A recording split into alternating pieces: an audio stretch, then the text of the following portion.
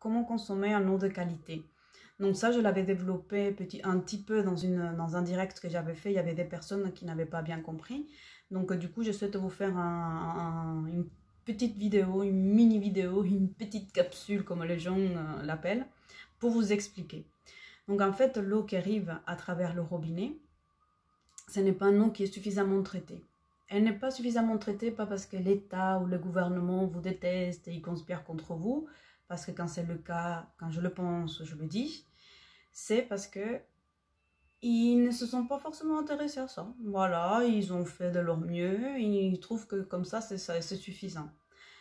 En revanche, quand on fait l'analyse de l'eau, on se rend compte qu'il y a un taux d'estrogène qui est élevé, qu'il y a même beaucoup de poissons qui étaient masculins et qui maintenant sont devenus féminins à cause du taux élevé d'estrogène.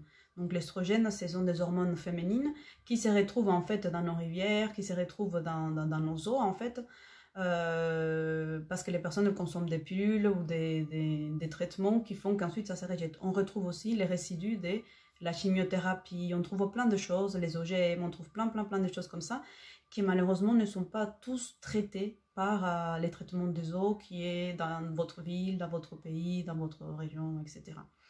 Donc, pour pallier à cela, il y a beaucoup de thérapeutes aujourd'hui, il y a des professionnels que vous pouvez trouver aussi dans les différents salons que j'organise, qui vous proposent un système de redynamisation de l'eau. Parce qu'en fait, si vous voulez, l'eau qu'on consomme, c'est un eau qui est déjà mort, c'est un eau qui n'a pas de mouvement.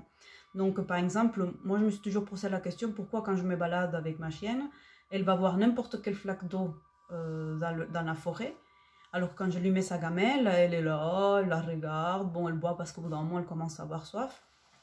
Mais quand je fais un traitement de l'eau, mais elle va se diriger directement vers la gamelle qui a l'eau qui est redynamisée, reprogrammée, réactivée, vous l'appelez comme vous voulez. Donc parfois, on n'a pas les moyens financiers d'investir dans un système comme ça.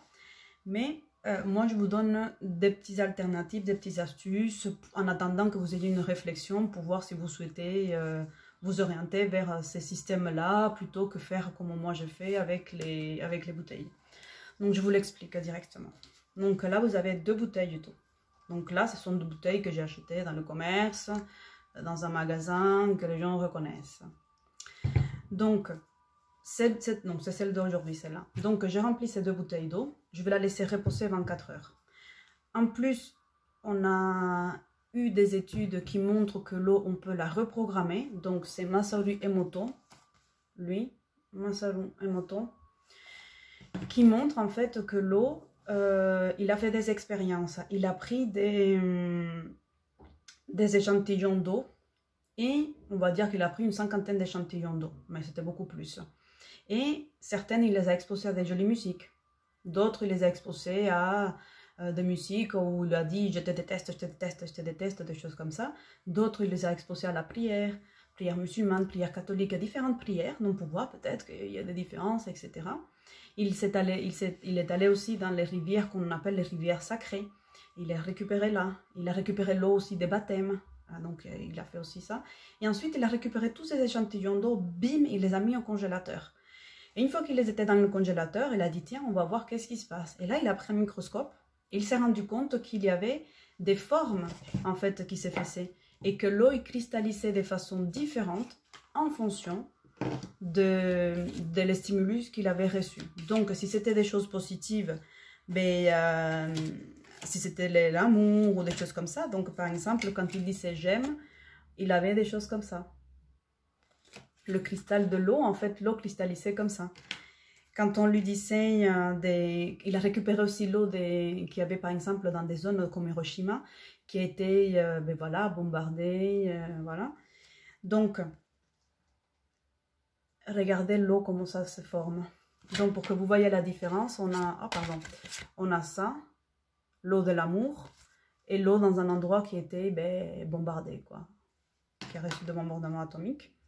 Quand vous mettez amour dans l'eau, bonheur, pardon, vous aviez ça. C'est joli, hein. La santé, ça ressemble à ça. Quand les personnes donnent des ordres, donc c'est pour ça que c'est important d'avoir un langage adapté. Voilà comment ça fait. Quand vous commandez à vos enfants, fais ceci, fais cela, quand vous parlez comme ça. Mais voilà comment vous transformez.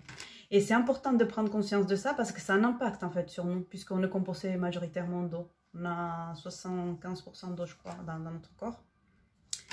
Ensuite, on a aussi d'autres, donc la sagesse, donc ça ressemble à ça, donc c'est joli. Et voilà. Et donc, pour pas vous faire toutes les cartes, vous prenez une bouteille, vous lui mettez le mot. Donc moi j'avais mis ici harmonie, en bas j'avais mis amour, santé, joie, sérénité. Voilà, donc vous la laissez reposer 24 heures et ensuite vous pouvez la consommer. Voilà, donc celle-là c'est celle que je veux boire aujourd'hui. Celle-là elle est en train de se reposer, de se reprogrammer. Et quand j'ai fini celle-là, voilà, elle est vide, j'attaque celle-là. Celle-là je vais la remplir. Donc voilà, et je la laisse reposer. Entendu? Donc voilà, vous avez deux bouteilles. Vous les laissez reposer 24 heures et ensuite vous pouvez comme ça petit à petit commencer à alterner. Attention, ces bouteilles-là, je ne les expose pas à des choses négatives. Je ne les expose pas à des disputes, je ne les expose pas à une musique bizarre où il y a des gros mots, des choses comme ça. Vous avez le droit d'aimer les gros mots, ça c'est chacun son langage, chacun fait ce qu'il veut, je vous impose absolument rien. Mais je vous dis par rapport à l'eau. Pareil à l'alimentation quand vous mangez, je vous déconseille de manger devant les infos ou d'avoir des sujets de dispute pendant que vous mangez parce qu'en fait tout cela va affecter votre système digestif, tout cela va affecter votre système immunitaire. Donc, pensez plutôt à avoir des sujets intéressants, pensez plutôt à parler des choses positives. Après, si vous êtes contrarié, ben je vous déconseille de prendre le repas. Je vous conseille plutôt à faire une méditation, une détente, écouter une musique, prendre une douche, quitte à réchauffer l'assiette. Et ensuite, vous mangez. Mais ne mangez pas de façon contrariée parce que ça va être toxique pour votre corps. Vous allez avoir des maux, vous allez avoir le nœud au ventre, vous allez avoir mal, vous n'allez pas être à l'aise. Donc voilà. Voilà ce que j'avais à vous dire par rapport à l'eau. Donc, vous pouvez retrouver les vidéos de l'expérience de Masaru Emoto qui est très intéressante. Je pourrais débattre pendant des heures par rapport à ça, mais ce n'est pas l'objet de la vidéo. Donc, prenez soin de vous. Si ces messages peuvent vraiment aider d'autres personnes, partagez. Si vous avez des questions, vous pouvez les laisser en dessous. C'est vraiment avec plaisir que je vous réponds, surtout que maintenant, ben, on a le temps, hein, donc j'ai le temps de vous répondre.